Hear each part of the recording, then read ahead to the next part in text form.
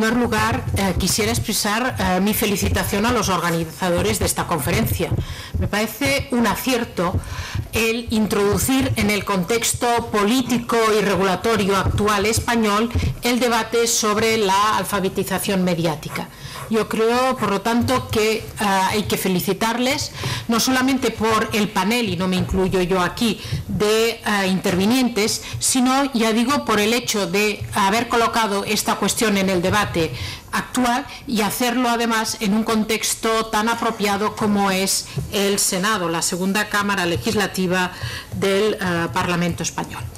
Y en segundo lugar, quisiera agradecer a los organizadores la oportunidad que ha brindado al Consell de l'Audiovisual de Cataluña para que pueda presentar precisamente sus políticas de alfabetización mediática. Por tanto, en el contexto de actuar, digamos, para presentar como miembro del Consell de l'Audiovisual de Cataluña estas políticas, voy a hacer una intervención en dos partes. En primer lugar, me voy a ocupar muy brevemente de explicar la relación que existe entre regulación y alfabetización mediática,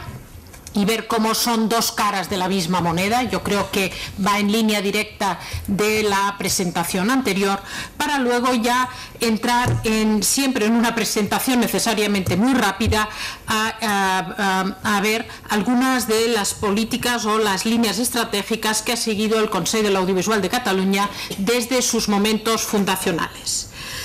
Veamos pues en primer lugar y muy brevemente regulación y alfabetización mediática o educación audiovisual, que es la terminología que desde los orígenes del Consell de l'Audiovisual está inscrito en los distintos textos.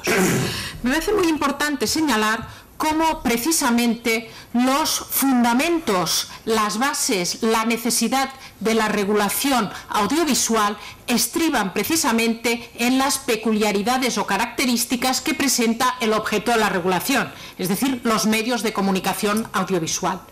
El fundamento de la regulación audiovisual no es el hecho de que sean empresas, sino el hecho de que son medios de comunicación audiovisual. Y esto aparece muy claramente tanto en la primera directiva Televisión sin Fronteras como en la reciente directiva de Servicios de Comunicación Audiovisual. Es, por lo tanto, importante retener este dato fundamental, porque si no entendemos que esta es la especificidad, lo que explica que tengamos una regulación distinta que los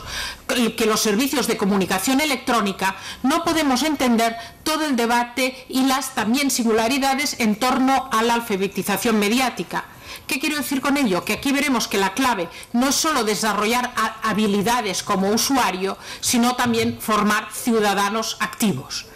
Por lo tanto, yo creo que esta singularidad o especificidad de la regulación audiovisual, que encuentra su correlato en las tareas que tiene la alfabetización mediática, es importante retenerla.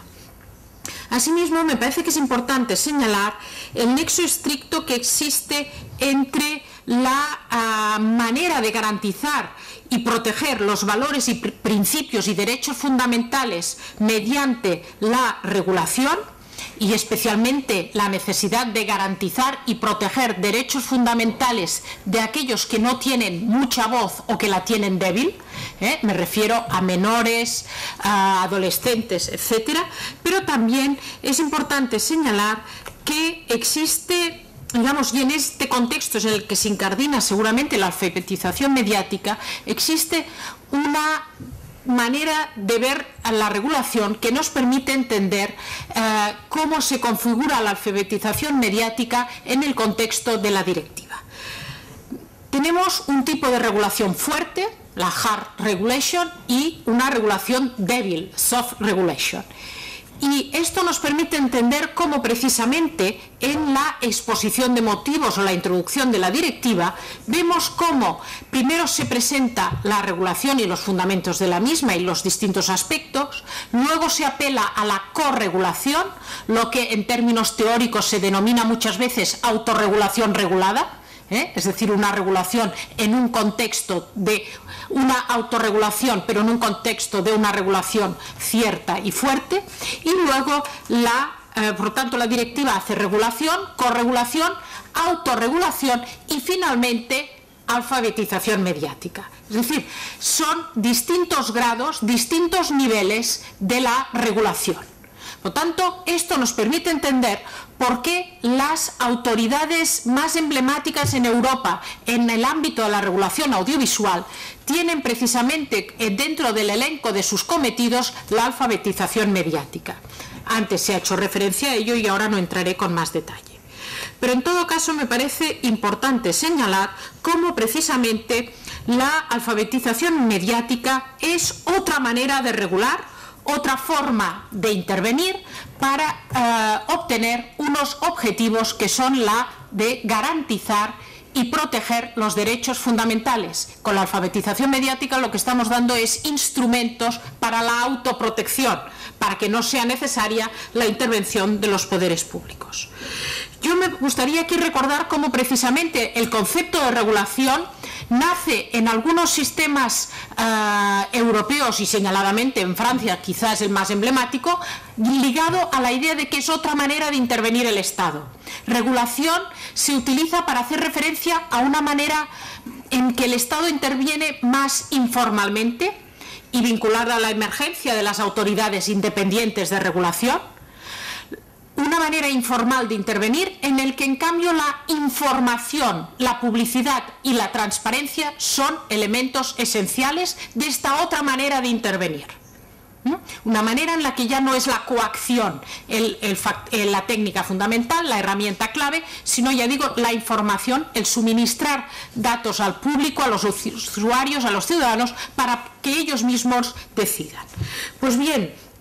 es en este contexto de la regulación que presenta diferentes caras, diferentes facetas, diferentes maneras de intervenir, en el que cabe, ya digo, insertar la alfabetización mediática. Por eso no nos debe sorprender, y a ello también se ha hecho alusión en la intervención anterior, como la recomendación reciente de la Comisión Europea de agosto de 2009 enfatiza precisamente el contexto en el que nos encontramos, un contexto de democracia avanzada, en el que, como dice la directiva, es necesario garantizar la formación de la opinión pública libre, un contexto, por lo tanto, que requiere instituciones adecuadas, y yo creo que es importante en democracia recordar que los objetivos van siempre vinculados a instituciones necesarias para cumplir estos objetivos, y es en este contexto en el que hay que examinar el proyecto de ley general del audiovisual y la creación del Consejo Español de Medios Audiovisuales. Perdonen, pero me suena fatal lo del Consejo Estatal, porque si es una autoridad independiente estatal parece que distorsiona esta imagen, ¿no? Pero bueno, por eso yo prefiero llamarle Consejo Español de Medios Audiovisuales. Por tanto, en este contexto de democracias avanzadas, de un proceso de transición a una economía del conocimiento, una economía en que ya ni la tierra, ni el capital, ni el trabajo son los bienes, los factores de producción, en el contexto de una sociedad de información inclusiva, pues el viejo ideal de educativo de la Ilustración, formar ciudadanos libres, responsables y solidarios, es de nuevo llamado a cumplir su papel mediante esta idea de alfabetización mediática. En este contexto, por lo tanto, que he puesto en relieve este nexo inescindible entre regulación fuerte o dura y regulación suave o ligera, que es la alfabetización mediática, voy a presentar algunos elementos de la política de alfabetización mediática del Consell de l'Audiovisual de Cataluña. Y para ello es necesario recordar que la propia ley de creación del Consell de l'Audiovisual de Cataluña del año 2000 atribuye al Consejo precisamente el cometido de asegurar el cumplimiento y la observancia de lo dispuesto en la Ley de Atención y Protección a la Infancia y a la Adolescencia. Una ley que a su vez obliga a que las programaciones de radio y televisión en las franjas más susceptibles de audiencia deben favorecer los objetivos educativos que permitan estos medios de comunicación y deben potenciar los valores humanos y los principios del Estado democrático y social. Las emisiones no deben incluir programas ni escenas o mensajes que puedan perjudicar seriamente el desarrollo físico, mental o moral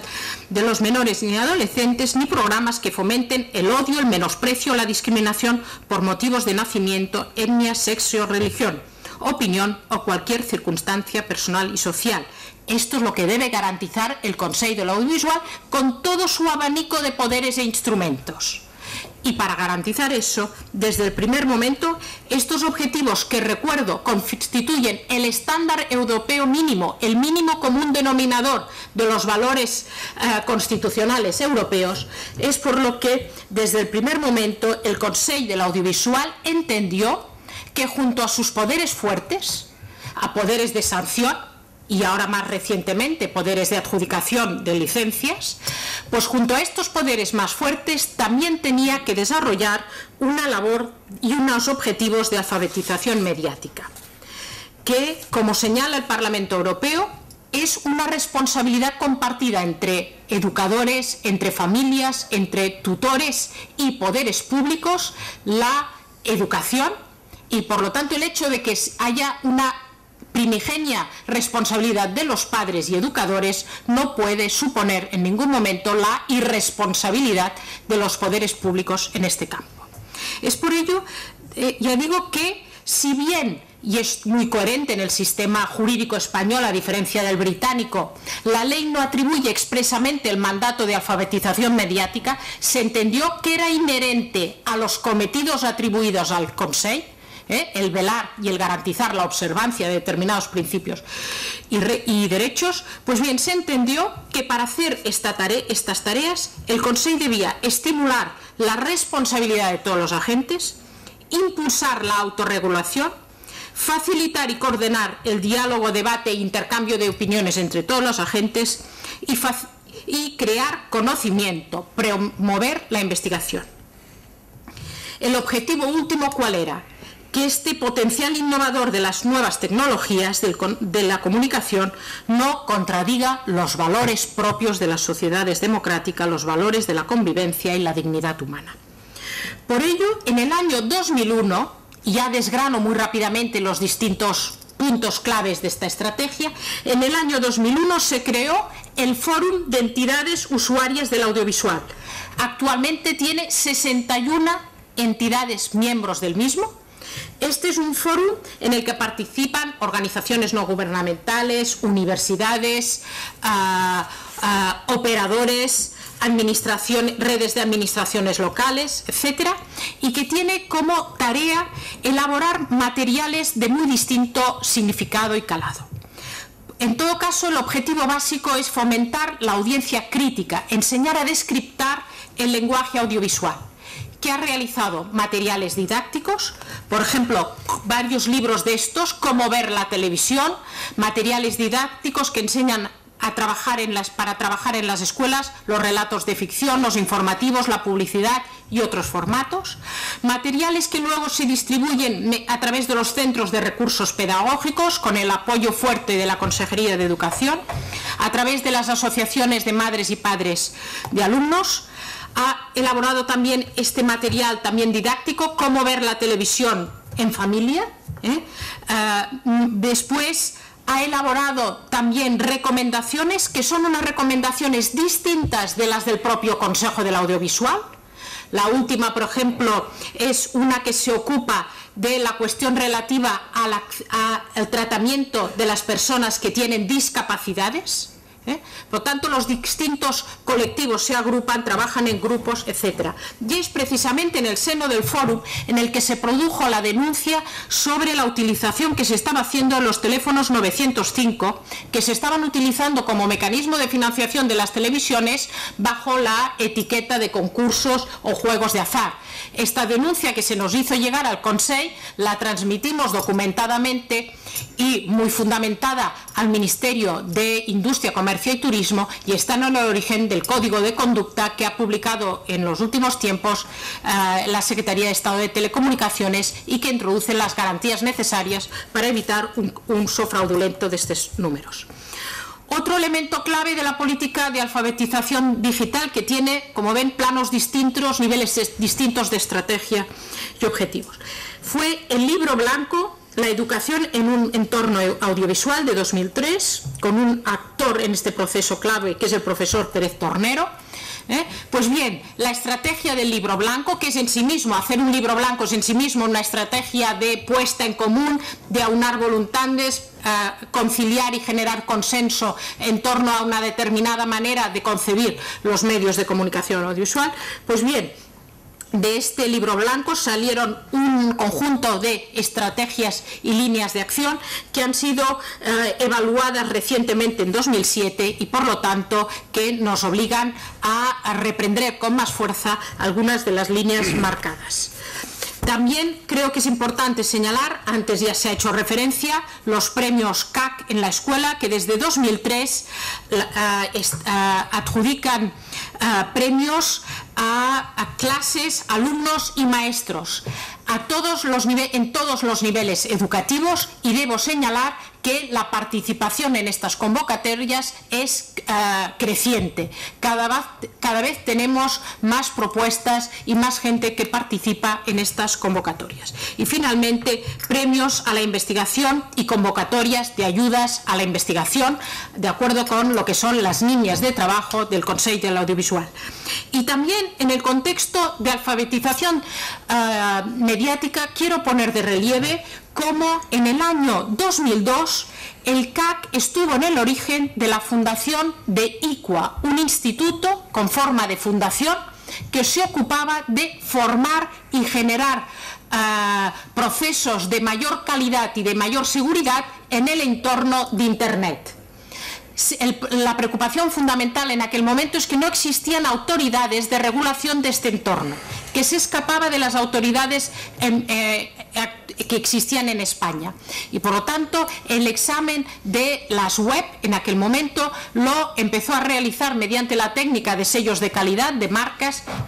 lo empezó a realizar ICUA. Debo señalar que si este fue el origen de ICUA, en un momento en que no existían otras autoridades,